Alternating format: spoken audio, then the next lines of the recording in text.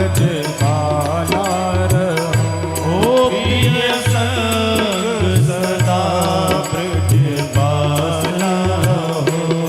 अपने मुख चंद्र की चंद्रिका से, अपने मुख चंद्र की चंद्रिका से, तुम चंद्र कला चमकाते रहो।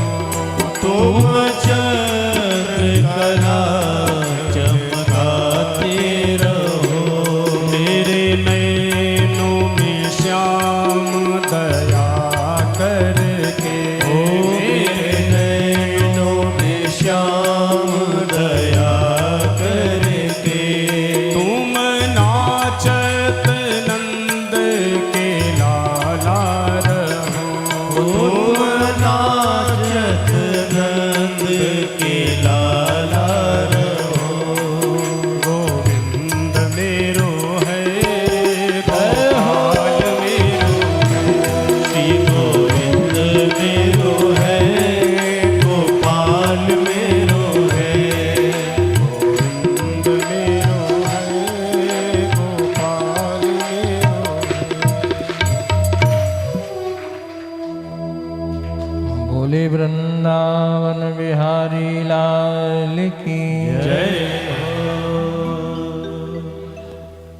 कंस का वध हुआ। यदुवंशी मथुरा छोड़ छोड़ के जो भाग गए थे, पुनः सब मथुरा में आए। नारद जी ने नंद बाबा को बताया कि कृष्ण और बलराम दोनों वसुदेव के पुत्र हैं। और नारद जी ने जब उनको समझाया तो नंद बाबा वृंदावन के लिए विदा हुए। भगवान मथुरा में रह रहे हैं। 14 वर्ष भगवान मथुरा में रहे। गोपियों को वचन दिया था कि हम परसों आ जाएंगे, और परसों का दिया हुआ वचन बरसों में भी पूरा नहीं हुआ।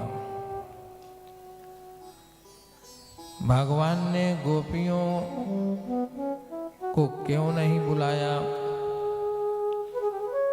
न स्वयं गए और न गोपियों को बुलाया ही। तो संतों ने बताया कि कंस के मरने से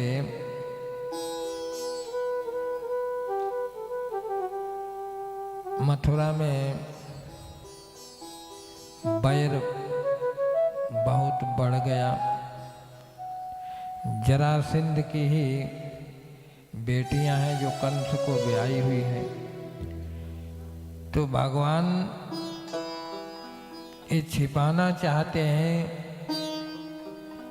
कि कोई ये न जान ले कि कृष्ण का वृंदावन से प्रेम है, क्योंकि जो दुश्मन होता है वो प्रेमियों को भी नष्ट करता है कि इससे दुखी होगा।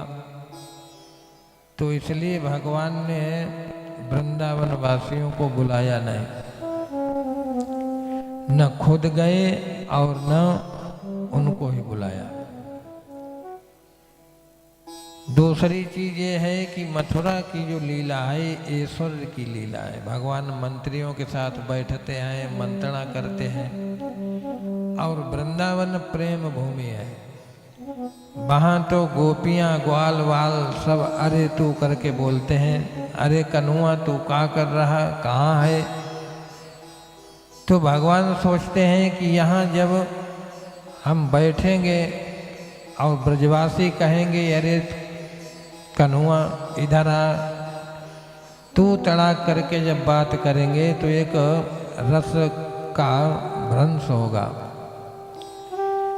तो भगवान ने विचार किया कि जंगल का पुष्प जंगल में ही शोभा देता है, इसलिए भगवान ने ब्रजवासियों को मथुरा में ही रखा। एक दिन भगवान बड़े हताश उदास बैठे हैं, गोपियों की याद आ रही है। भगवान ये विचार कर रहे हैं कि हम अपने मन की बात किससे कहें। देखो, जो प्रेम को नहीं जानता है, जो प्रेमी नहीं है, उससे यदि प्रेम की बात की जाए तो वो उपहास ही बनता है।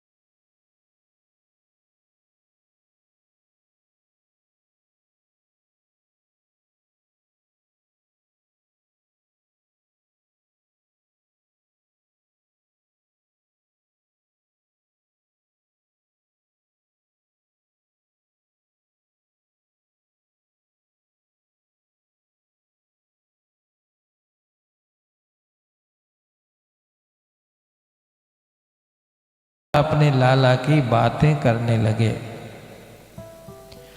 तो नंद बाबा यशोदा की आवाज सुन करके उद्धव जी ये सोचने लगे कि मैं इनसे बातें करें तो क्या करें। धीरे धीरे नंद बाबा चर्चा करते करते एक बार ऐसा हुआ, एक बार ऐसा हुआ, एक बार ऐसा हुआ, और ऐसा करते करते भगवान की सब बाल लीलाओं का वर्णन कर दिया और फिर फूट फूट के रोने लगे। अब उद्धव जी ने विचार किया कि इनको मैं समझाऊं तो कैसे समझाऊं। कोई संसार के लिए रोए तो उसको समझाया जाए कि भाई असार है, झूठा है, और जो भगवान के लिए रोए उसको कैसे समझाया जाए। लेकिन उद्धव जी ने कहा नंद बाबा से कि देखो, तुम जिसको अपना बेटा मानते हो कि वो हमारा बेटा है, वो किसी का बेटा नहीं होता। यशोदा मैया से कहा तुम जिसको अपना बेटा मानती हो वो तुम्हारा बेटा नहीं, उसके न कोई माता है न कोई पिता है, वो तो साक्षात ब्रह्म है, परमात्मा है, निरीह है। न माता न पिता तस्य न भार्या न सुता दया, नात्मीयो न पश्चापि न देहो जन्मैव चाह। उसका तो कोई नहीं होता, न वो जन्म लेता है, न उसका देह वालों से कोई संबंध होता है।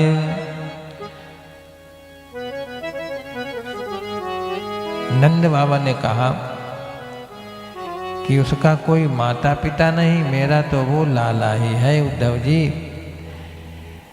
जब ऐसे नंद बाबा ने कहा तब उद्धव जी कहने लगे दृष्टम श्रुतम भूत भवद भविष्यति सुचारिण महर्दल्पकं च बिना च्युताद वस्तुतरां न वाच्यं सएव सर्वं परमार्थभूतां।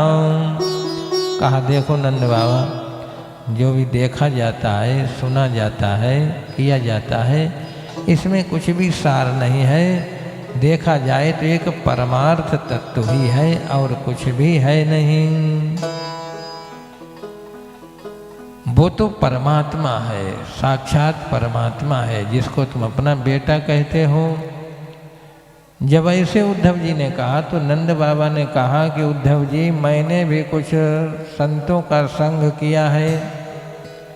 कहा देखो, भगवान वो होता है जो जीव के बंधन को काट देता है, और जिसको तुम भगवान कहते हो वो तो उखल में बंधा था, उसके बंधन को मैंने ही छोड़ा था, वो भगवान कैसे हो सकता, वो तो मेरा बेटा है। उद्धव जी सोचने लगे इनका कितना बेटे का भाव है परमात्मा में। तो नंद बाबा ने कहा जिसको तुम भगवान कहते हो वो उखल में बंधा था, उसको मैंने ही छोड़ा था, वो भगवान कैसे हो सकता है। देखो, मैंने द्वितीय स्कंद में बताया था कि भक्त को चाहिए भगवान, योगी को चाहिए परमात्मा और ज्ञानी को चाहिए ब्रह्म। भक्त अपने भगवान से ही राजी होता है। तो नंद बाबा ने कहा कि उद्धव जी, तुम हमको पानी का प्रवचन मत करो।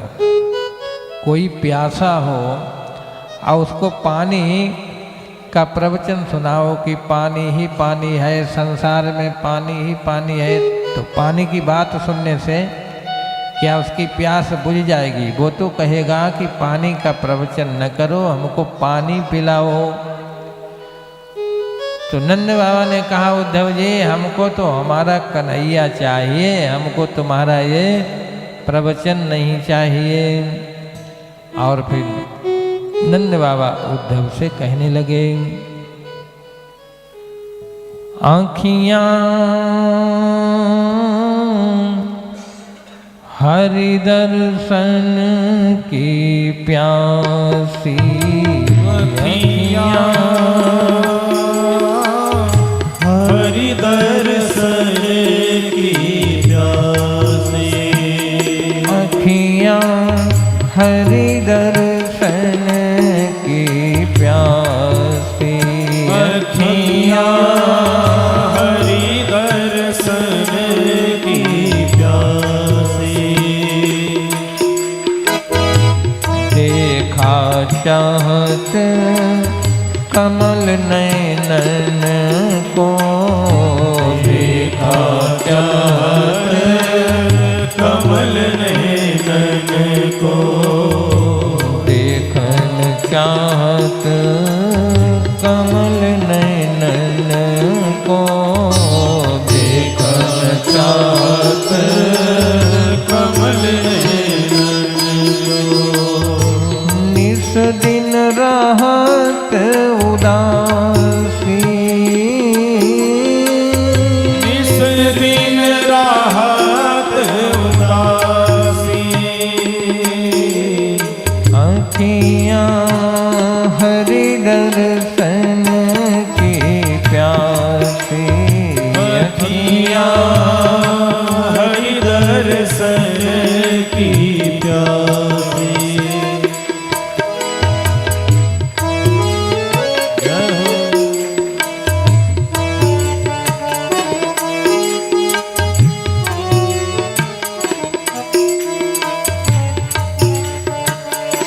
केसर तिलक मोतियन की माला, केसर तिलक मोतियन की माला, केसर तिलक मोतिन की माला, केसर तिलक मोतिन की माला, वृंदावन को वासी, वृंदावन को वासी, लगाए छाड़ गयो तृण सम, नेह लगाए छाड़ गए तृण सम, डाल गयो गल फांसी, डाल गयो गल फांसी, अखियाँ हरि दर्शन की प्यासी, अखियाँ हरि दर्शन की प्यासी, अखियाँ हरि दर्शन की प्यासी, अखियाँ हरि दर्शन की प्यासी, सूरदास प्रभु तेरे दरस बिना, सूरदास प्रभु तेरे दरस बिन, लीने कर बटकासी, लीने कर बटकासी, अखियाँ हरि दर्शन की प्यासी, अखियाँ हरि दर्शन की प्यासी, अखियाँ हरि दर्शन की प्यासी, अखियाँ हरि दर्शन की प्यासी। ऐसे उद्धव जी ने जब नंद बाबा से कहा, नंद बाबा ने उद्धव जी को बताया तो उद्धव जी के कुछ समझ में ही नहीं आया। नंद बाबा यशोदा के प्रेम के आगे उद्धव जी का ज्ञान फीका पड़ गया। अब उद्धव जी प्रातःकालीन हो गया, रात भर नंद बाबा से बातें की और प्रातःकाल जब यमुना स्नान करने के लिए चले तो गोपियों ने घेर लिया उद्धव जी को और एक गोपी कहने लगी कि देखो ये वही रथ है जो मेरे कान्हा को ले गया, लग रहा है कि कन्हैया आया है।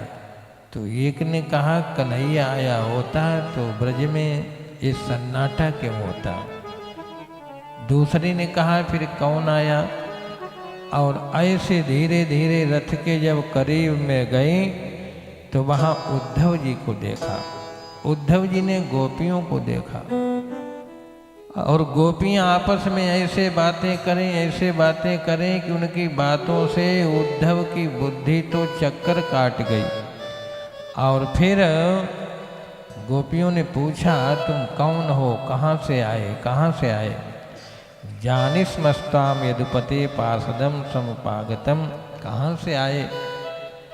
लेकिन उद्धव जी जब कुछ नहीं बोले तो गोपियों ने कहा जान गई, अरे तुम उसी कपटी के दूत हो। ऐसे यहाँ से भागा था जैसे जंगल में आग लगने पर पशु भागते हैं, उसको आज यहाँ किसकी याद आ गई। ऐसे जब गोपियाँ कहने लगीं, कहा वो तो यहाँ से ऐसे भागा था जैसे वृक्ष में आग लगती है तो पक्षी उड़ के भाग जाते हैं।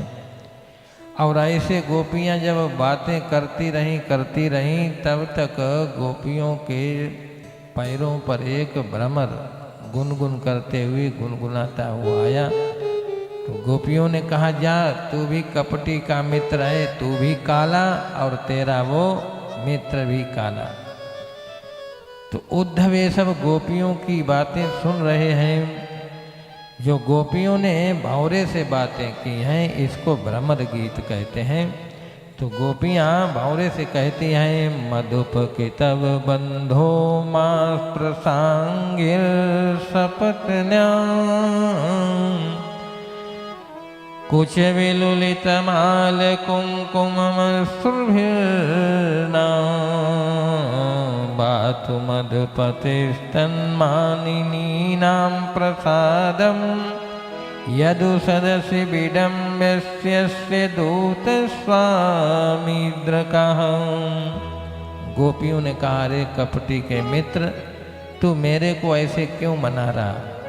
जब मैं रूठ जाती थी तो तेरा मालिक भी मेरे को ऐसे ही मनाता था, इसलिए जा, तू कपटी है, तेरे साथ नहीं जाना। और ऐसे जब भंवरा दूर चला जाता है, फिर जब आता है तो गोपियाँ कहते हैं, तू आया तो है, लेकिन ये बता, तू मेरे को ले चलेगा तो बैठाएगा कहाँ? मैं कहाँ बैठूंगी? जहाँ तू बैठाना चाहता है वहाँ तो मेरी सौत पहले से बैठी है। अब ऐसे गोपियाँ भ्रमर से बातें करती हैं और उद्धव जी खड़े खड़े सब सुन रहे हैं कि गोपियाँ बातें किससे करती हैं। और फिर गोपियों ने कहा कि अरे वो तो जन्मांतर का कपटी है। देखो वो बाली बेचारा अपने भाई से लड़ रहा था और बाली के उसने पीछे से बाण मार दिया। सूपणखा बेचारी गई थी विवाह के लिए तो उसके नाक कान ही काट लिए। तो वो तो एक जन्म का नहीं अनेक जन्मों का कपटी है। अब उद्धव जी सोचने लगे कि जिन गोपिकाओं को मैं समझता था कि गमारिनी हैं, ये तो बलि को भी जानती हैं, बाली को भी जानती हैं। गोपियाँ कहने लगी कि देखो बलि ने अपना सर्वस्व दे दिया, उसको बेचारे को बांध के पाताल पटक दिया, तो वो तो एक जन्म का नहीं अनेक जन्म का कपटी है, मैं उसके पास जाने वाली नहीं। ऐसे गोपियाँ भ्रमर से बातें करने लगी। अब तो उद्धव जी की बुद्धि काम नहीं करे कि अब मैं गोपियों से क्या कहूँ। उद्धव जी की समझ में आ गया कि सत्य में सच तो यह है कि प्रेम कोई चीज है।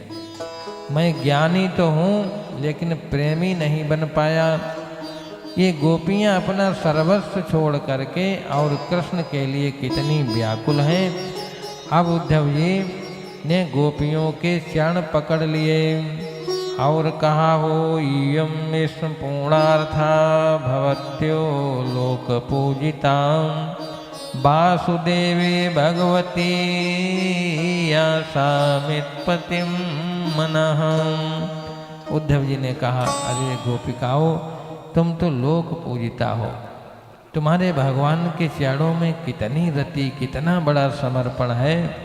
और फिर उद्धव जी ने कहा कि यदि जीवन में मैंने कोई सत्कर्म पुण्य जो कुछ किया हो तो मेरे पुण्य का परमात्मा हमको यही फल दे कि मैं वृंदावन में जन्म लूं तो गुल्म लता पता बन जाऊं, जिससे इन गोपियों की चरण रज उड़ के मेरे ऊपर पड़ती रहे।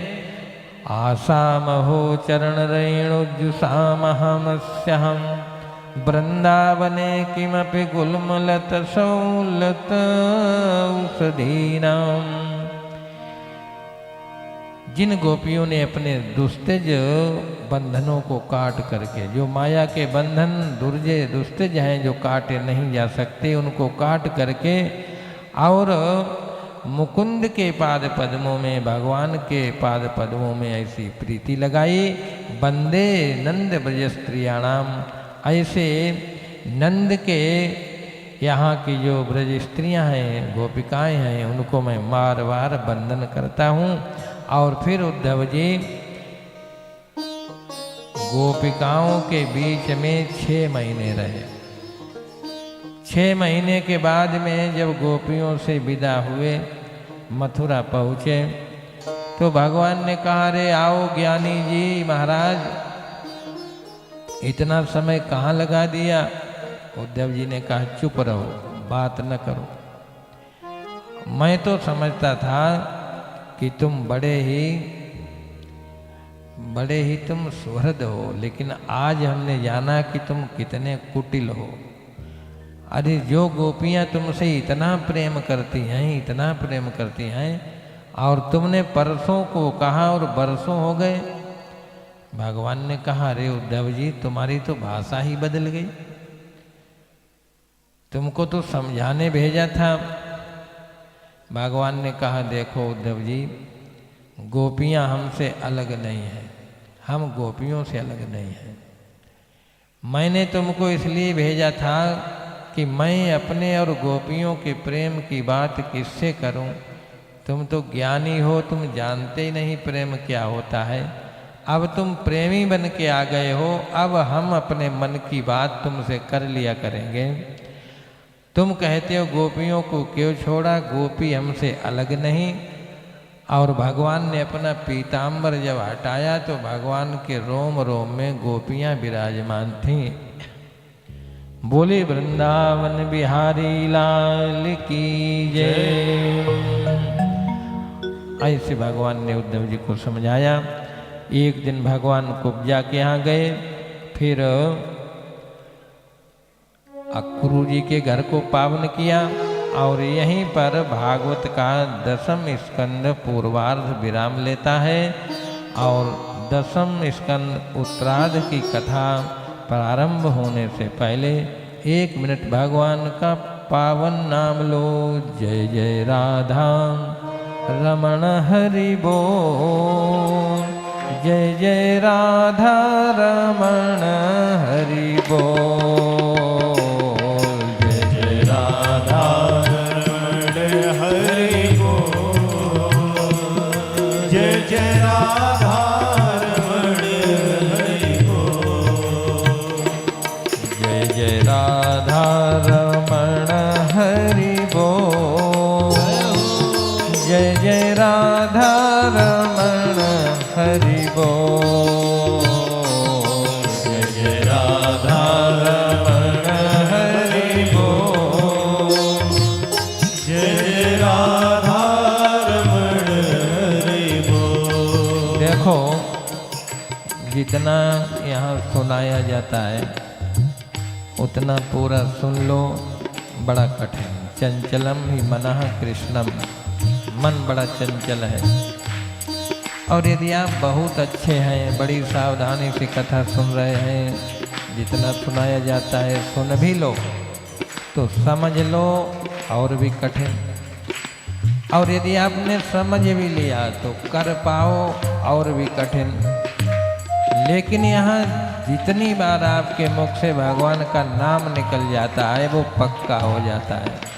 इसलिए नाम में शैथिल्यता मत बरतो। सभी लोग भाव से जय जय राधा रमण हरि बोल, जय जय राधा रमण हरि बोल, जय जय राधा रमण हरि बोल, जय जय राधा रमण हरि बोल, जय जय राधा रमण हरि बोल, जय जय राधा रमण हरि बोल, जय जय राधा रमण हरि बोल, जय जय राधा रमण हरि बोल, जय जय राधा रमण हरि बोल, जय जय राधा रमण हरि बोल,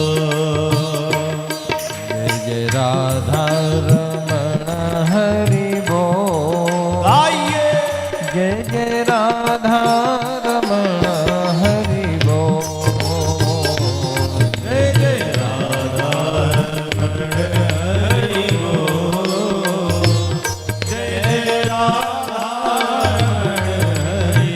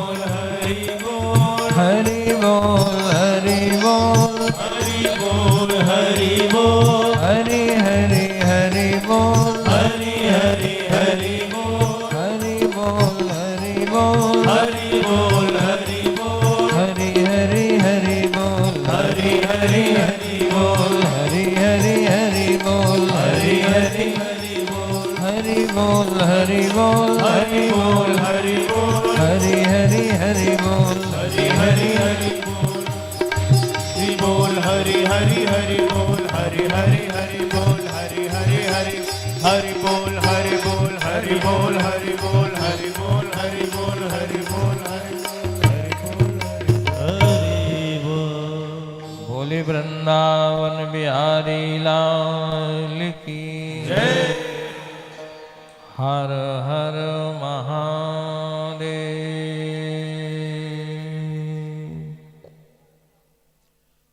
दसम स्कंद के उत्तरार्ध में जरासंध के आक्रमण मथुरा पर शुरू हो गए।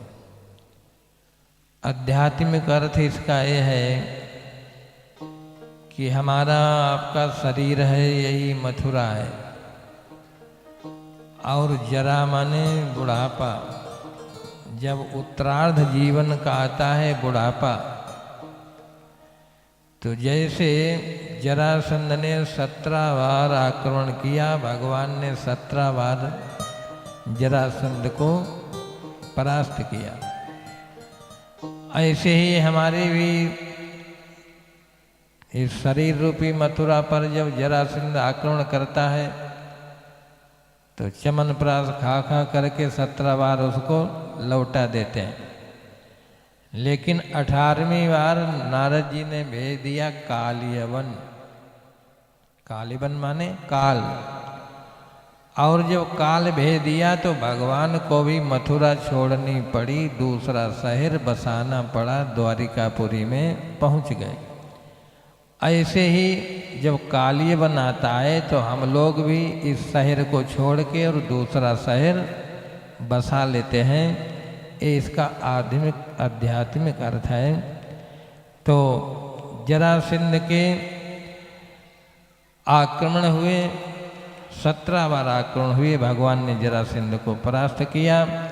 18वीं बार कालियवन आ गया और भगवान मथुरा छोड़ के भागे, रणछोड़ बने और द्वारिकापुरी में जा करके स्थापित हो गए, कालियवन को भस्म करके।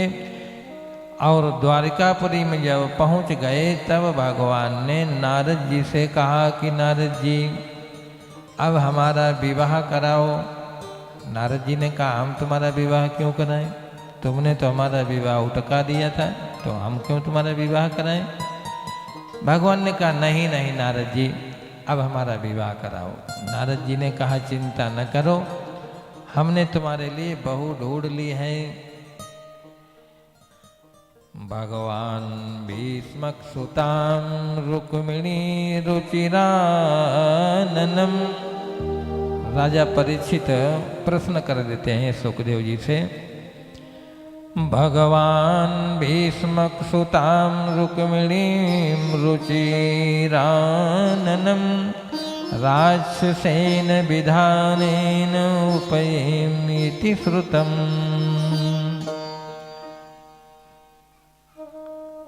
परीक्षित जी ने कहा मैंने सुना कि भगवान ने भीष्म की पुत्री रुक्मिणी से विवाह राक्षसी विधि से किया था, तो ये महाराज राक्षसी विधि से भगवान ने विवाह क्यों किया और कैसे किया? तब सुखदेव जी कहने लगे ओम श्री परमात्मने नमः। सुखदेव वाच राजा सीद भीष्मको नाम विदर्भाधिपतिर्महान् तस्य पंचाभवन पुत्रा कन्यका च वराननः। सुखदेव जी ने कहा कि राजन, भीष्मक राजा कुंदनपुर के, उनके 5 बेटे थे और 1 बेटी थी। 5 बेटों के नाम थे रुक्मी, रुक्मरथ, रुक्मबाहु और रुक्मकेशी, रुक्ममाली, और पुत्री का नाम था रुक्मिणी। भीष्म की पुत्री सयानी हुई तो भीष्मक ने कहा कि अपनी बेटी का विवाह द्वारिकाधीश से करूंगा। रुक्मी ये जरासंध का मित्र था। उसने कहा मैं अपनी बहन का विवाह उस भगोड़े के साथ नहीं करूंगा। भगवान ने कहा, जब कहा कि मैं अपनी बहन का विवाह उस भगोड़े के साथ नहीं करूंगा, तो भीष्मक ने कहा अब जा, तेरी जो मर्जी हो सो कर। भीष्मक चुप हो गए और रुक्मिणी का विवाह दमघोष का पुत्र शिशुपाल चेदी नरेश के यहाँ तय कराया और पिता से कहा देखो परसों बारात आएगी। पिता ने कहा अभी कोई बात नहीं चली परसों। कहा चुप रहो, नया जमाना नए विवाह। भीष्मक चुप हो गए।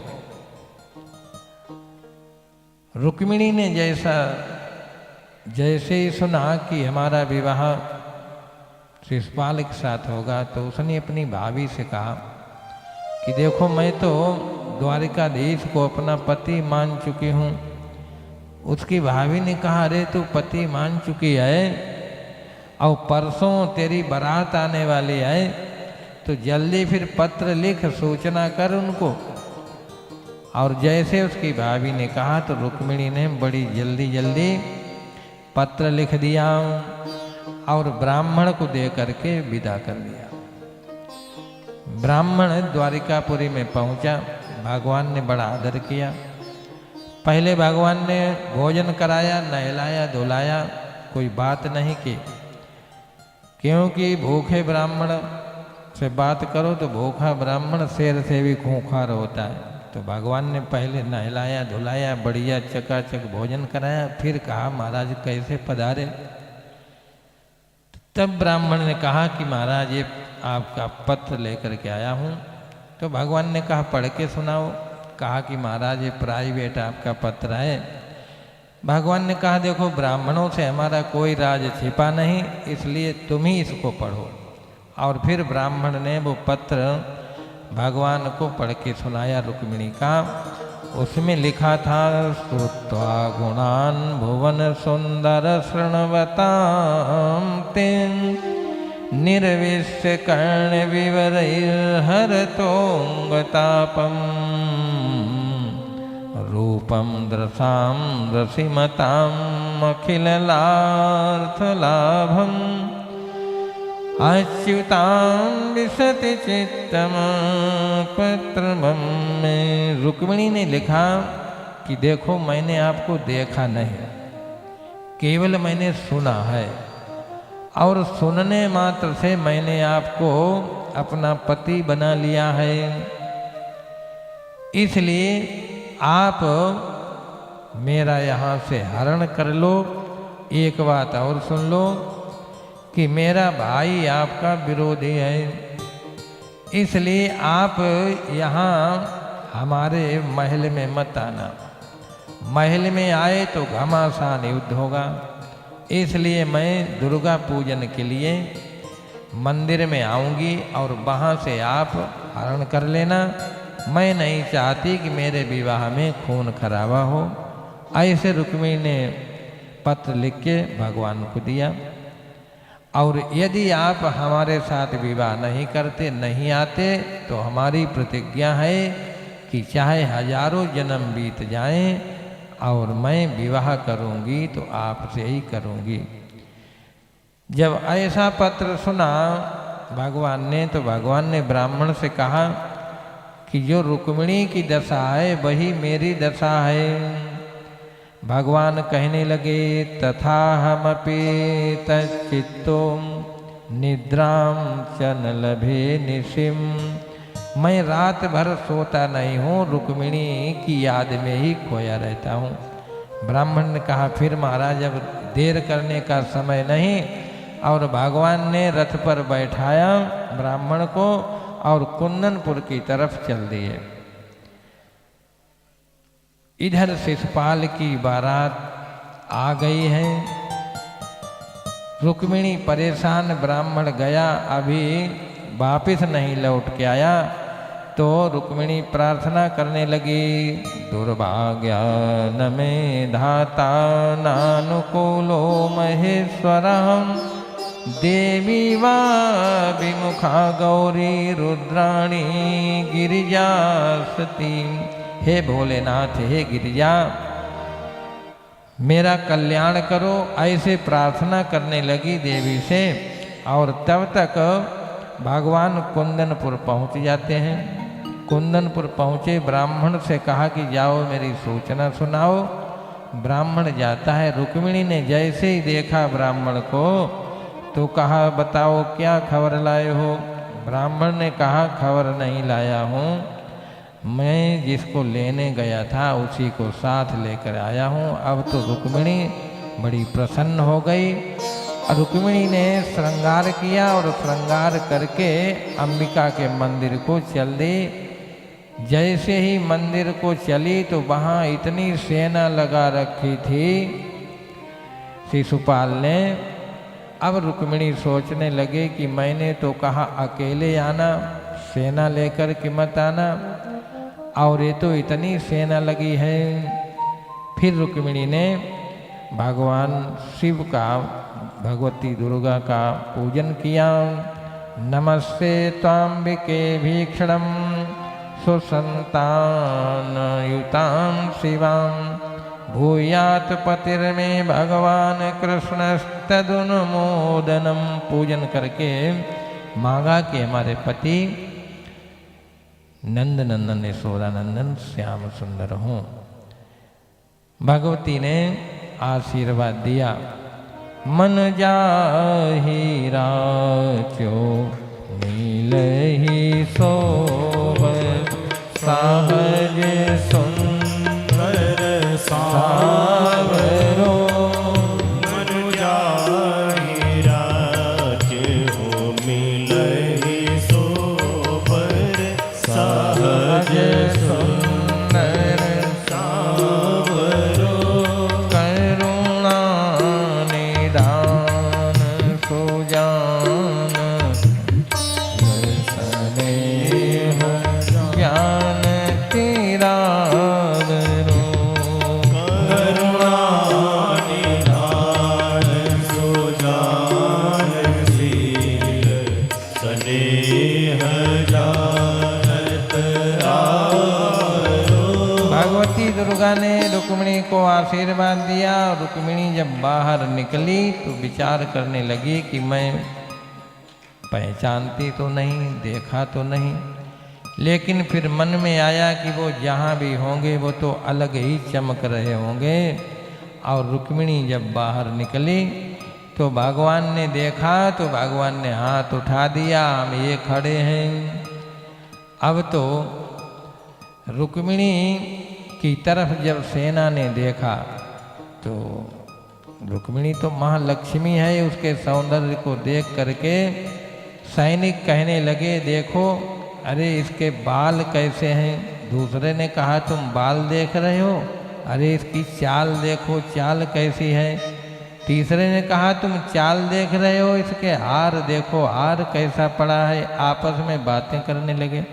रुक्मिणी धीरे धीरे आती है।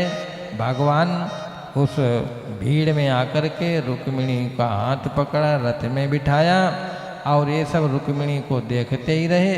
भगवान के रथ को देखा तो कहा देखो घोड़े कितने अच्छे हैं, रथ कितना अच्छा है। भगवान ने तो रुक्मिणी को बिठाया, चाबुक मारा और चल दिए। थोड़ी देर में जब इनको होश आया तो कहने लगे अपने किस लिए आए थे। कहाँ आए थे? रक्षा के लिए आए थे। कहाँ है रुक्मिणी? कारे वो तो गई। जब होश आया तब सेना भागी। जब भागी उधर से दाऊ भैया आ रहे थे, अकेले ही गया है। तो जैसे ही सेना उधर आई, दाऊ भैया ने कहा कन्हुआ तू तो लेकर के चल और मैं इनको सबको निपटा के आता हूँ। दाऊ भैया हल से खींचते हैं और एक मूसल मारते हैं, गोविंदाय नमो नमः। सारी सेना भागी। जरासंध शिशुपाल से कहा कि भैया मैं तो सब कुछ ठीक कर लेता, लेकिन उसका वो मूसल वाला आ गया, उसने सब कुछ बिगाड़ दिया। अब तो रुक्मी दौड़ा और रुक्मी ने कृष्ण के रथ को घेर लिया। भगवान ने रुक्मी को पकड़ लिया। जैसे ही रुक्मी का गला काटने को हुए तो रुक्मिणी ने रोक दिया, महाराज हमारे भैया हैं। भगवान ने बाल उतार करके छोड़ दिया। बेचारा शर्मिंदा होकर के गया नहीं, दूसरी जगह नगर बसा लिया और कहा कि अब मैं आत्महत्या कर लूँगा। जरासंध ने समझाया कि देखो क्षत्रियों के जीवन में जीत हार बनी ही रहती है। मैं तो 17 बार उससे हारा, 18वीं बार उसको भगाया। अब तो वो कहने लगा कि देखो अब मैं नहीं मरूंगा, मेरे से भी बड़े बड़े बेशरम पड़े हैं, अब मैं क्यों मरूं। भगवान तो द्वारिकापुरी जाते हैं। द्वारिकापुरी में भगवान ने ब्रजवासियों को सूचना की। भगवान का बड़ी धूमधाम से विवाह हुआ और विवाह ऐसे नहीं होगा जैसे तुम लोग बैठे हो। विवाह कैसे होता है? तो भगवान का विवाह हुआ, भगवान को सजाया गया, भगवान की भामरें पड़ने लगी। अब हमारे जो वाद्य यंत्र वाले हैं, सूचना श्री हरि, एक आप सभी को सूचना है कि भगवती रुक्मिणी का परम पावन विवाह उत्सव व्यासपीठ से आप लोगों ने श्रवण किया। हमारे श्री आचार्य राजेश त्रिपाठी जी संकल्प बोल रहे हैं, यजमान श्री पांडे जी पूजन कर रहे हैं। तो आप लोग जिनको जो कुछ पत्र पुष्प समर्पित करने हो वो संकल्प ले लें और जब आरती के बाद व्यासपीठ को प्रणाम करेंगे तब आप लोग वहाँ करके चढ़ाएंगे। तब तक आप शांति से बैठेंगे, यजमान जी पूजन करेंगे। जय श्री राम। जैसा कि आपको सूचना दी गई, व्यास जी ने सूचना दी कि रुक्मिणी विवाह का जो लोग संकल्प लेना चाहते हैं, पत्र पुष्प जो भी अपना लेना चाहते हैं वो अपने हाथ में ले लें। सभी का सामूहिक संकल्प हमारे यजमान जी हाथ में आचमन कराओ, संकल्प माता जी को खट।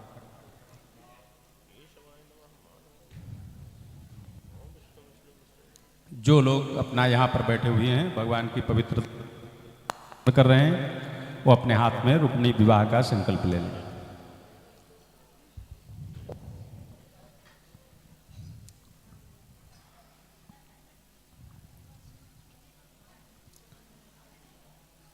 अपने हाथ में अपनी सामग्री ले लें।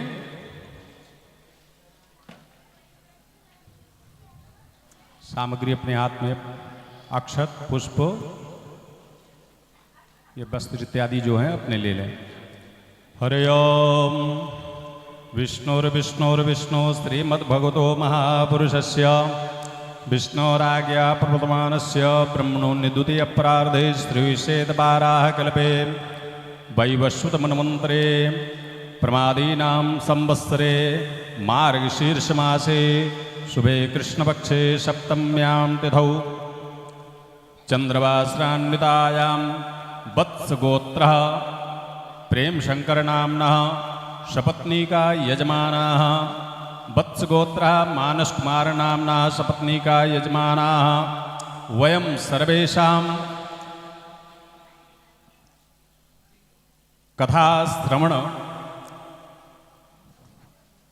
पुण्यफलप्राप्त्यर्थं सर्वेषां जनानां परिवाराणां परमकल्याणकामनायाः सभी लोग कहें स्व अभीष्ट सिद्ध्यर्थाय मम सकल मनोरथ सिद्ध्यर्थाय रुक्मिणी विवाह समये हस्तगत वस्त्रम द्रव्यम पत्रम पुष्पम फलम तोयम यो मे भक्त्या प्रयक्षति श्री कृष्ण राधा देवता प्रीत्यर्थम कन्यादान संकल्पम च अहम करिष्ये।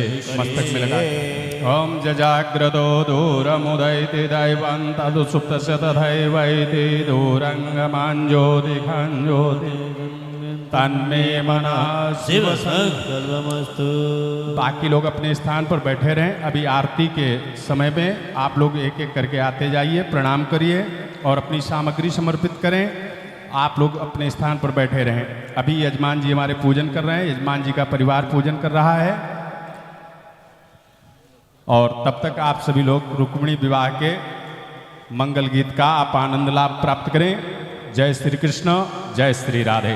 जय जय श्री राधे। आप लोगों को पूज्य नैमिष व्यास पीठाधीश्वर भगवान श्रीमद जगदाचार्य जिनके पावन चरण कमलों में हम आप बैठकर उन्हीं पूज्य महाराज श्री के मुख से भागवत कथा का रसपान कर रहे हैं। महापुरुषों के सामने बोलना तो नहीं चाहिए, लेकिन एक सूचना के रूप में आप लोग ध्यान दें।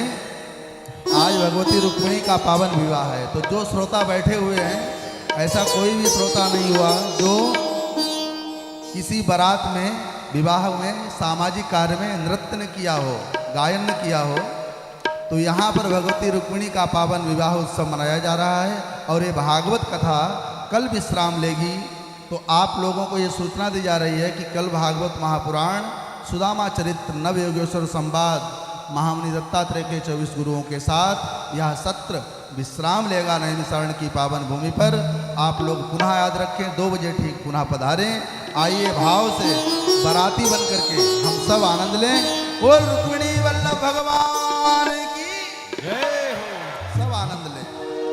आओ मेरी सखियों मुझे मेहंदी लगा दो, मेहंदी लगा दो मुझे, ऐसी सजा दो मुझे, श्याम सुंदर की दुल्हन बना दो, मुझे श्याम सुंदर की दुल्हन बना दो, मुझे श्याम सुंदर की दुल्हन बना दो, मुझे श्याम सुंदर की दुल्हन बना दो।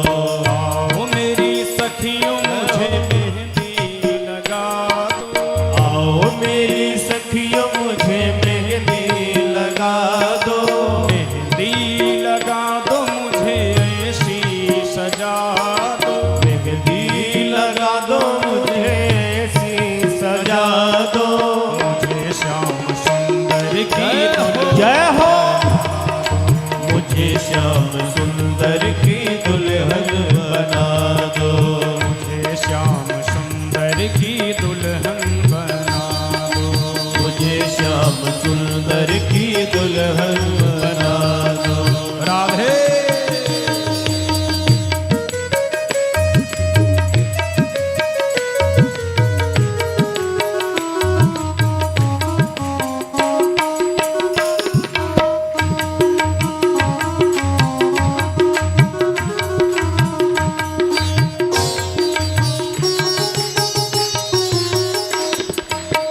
सत्संग में मेरी बात चलाई, सत्संग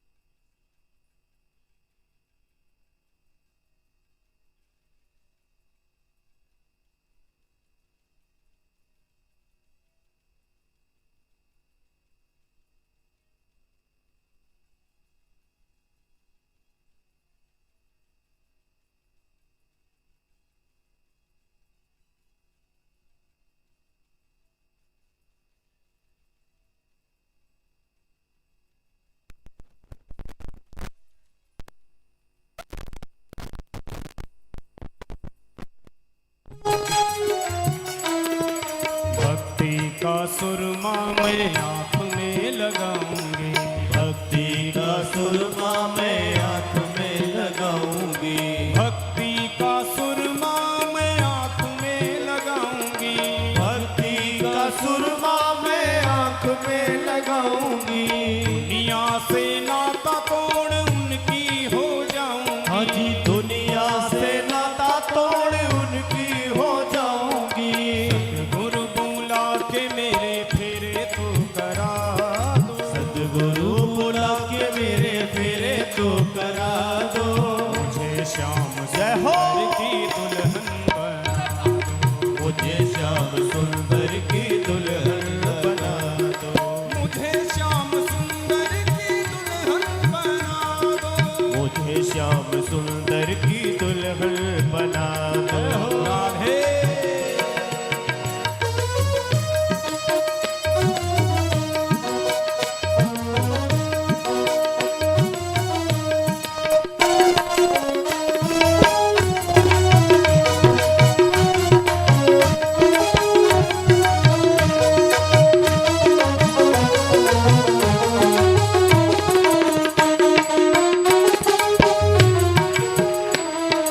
बांध के घुंघरू में उनको रिझाऊंगी, बांध के घुंघरू में उनको रिझाऊंगी, बांध के घुंघरू में उनको रिझाऊंगी, बांध के घुंघरू में उनको रिझाऊंगी। लेके एक तारा में श्याम श्याम गाऊंगी, लेके एक तारा मैं श्याम श्याम गाऊंगी।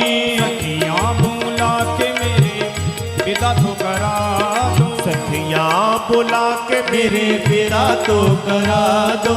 सखियां बुला के मुझे विदा तो करा दो, सखियां बुला के मेरे विदा तो करा दो।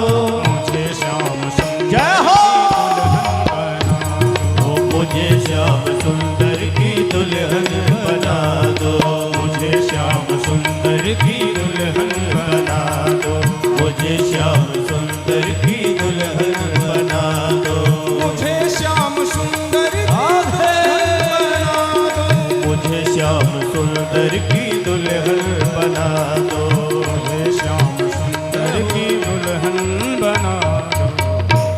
बोलिए रुक्मिणी वल्लभ सरकार की जय हो। मुकुट सिर मोर का मेरे चित चोर का, दो नैना नैना नैना दो नैना सरकार के, कटीले हैं कटार से। न सरकार के कटीले हैं कटार से। मुकुट सिर मोर का मेरे चित चोर का, दो नैना नैना नैना दो नैना नैना नैना दो नैना सरकार के, कटीले हैं कटार से। दो नैना सरकार के कटीले हैं कटार से। ओ कमल लजाए तेरे नैनों को देख के, कमल लजाए तेरे नैनों को देख के। हाँ भूली घटाएं तेरे कजरे की रेख पे।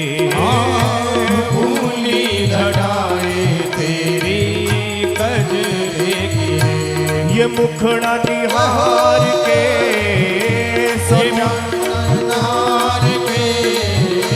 सो चांद गए हार के, सो चांद गए हार के।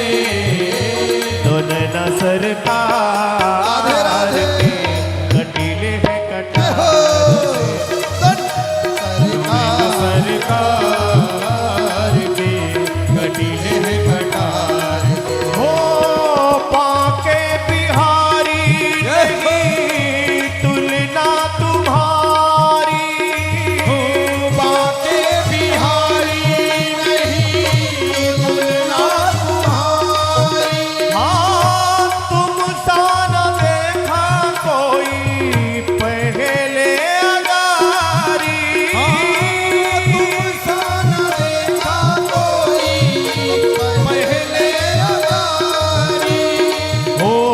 जमाने को विसार के, जमाने को विसार के, दिलो जातो पे वार के, दिलों जातो पे वार के, तो नैना सरकार के कटीले है कटार से, कटीले हैं कटार से। ओ मुकुट सिर मोर का,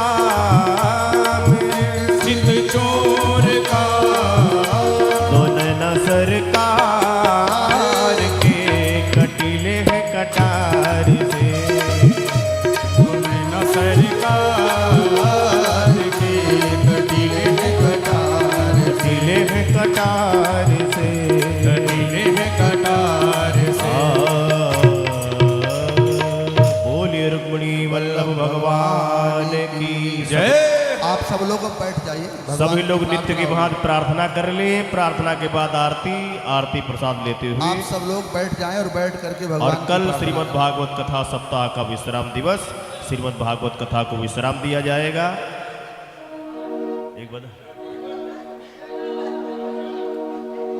एक बधाई और होगी, पांडे जी हमारे कह रहे हैं हो जाए।